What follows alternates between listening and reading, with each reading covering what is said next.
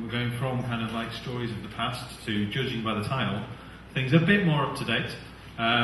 So if you can welcome to the stage Martin Graff, who's going to be telling us about social media, smartphones and sex.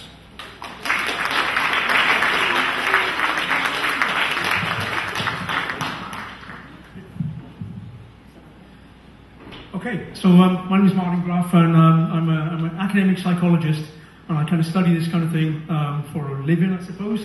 Hopefully I don't depress anyone too much from my talk here tonight. So when the slide changes, I'm just going to say a little bit about phones. Our phones, we kind of live with our phones all the time, I guess, don't we? The last thing we look at in the night, first thing we look at in the morning, is smiling because it's true, probably. It contains our personal information. We can get in touch with other people on our phones. Even people, use phones in the bedroom. There's reports of people basking in the glow of the screen rather than the afterglow of lovemaking, or post mid-coital check-ins on their phones, apparently. And we can use our phones also for things like online dating. There's dating apps for Tinder for people with dogs, threesomes Tinder.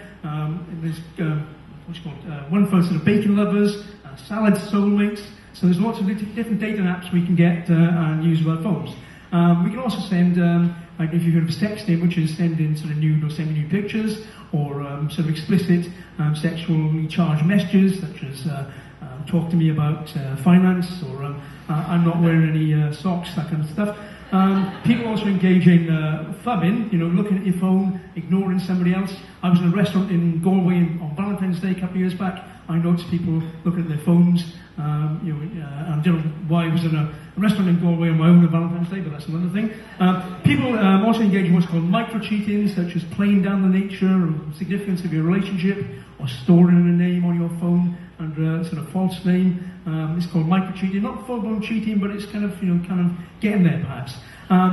And 30% of students in the States, at least, admit to what's called benching, which is having a Mr. or Mrs. or Ms. Plan B in the background. Should your relationship fail, you've got something else in the background, which is going to make us a little bit jealous, I guess.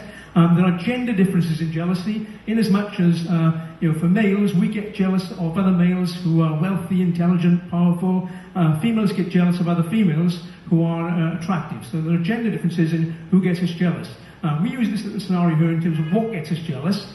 If you think of a relationship you had, what's going to get you more jealous? Imagine your partner forming with a sexual encounter with another person, or imagine your partner forming an emotional attachment with the other person.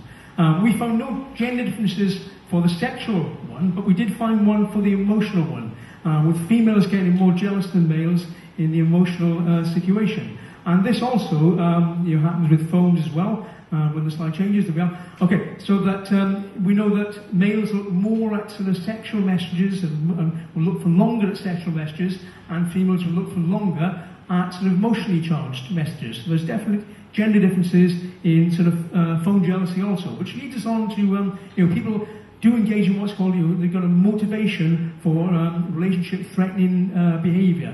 People are probably a little bit more suspicious. They're obviously lower on trust. And to engage in this sort of motivation to acquire relationship-threatening information. You can get apps as well. You don't have to look very far, okay, to get apps where you can track your partner if you want, just to make sure that they're not doing anything they shouldn't, or they're in the right place at the right time, kind of thing. You can download apps for that. In terms of smartphone snooping, 60% of students admit to social media snooping. 40% of cases of cheating are found from evidence on a phone.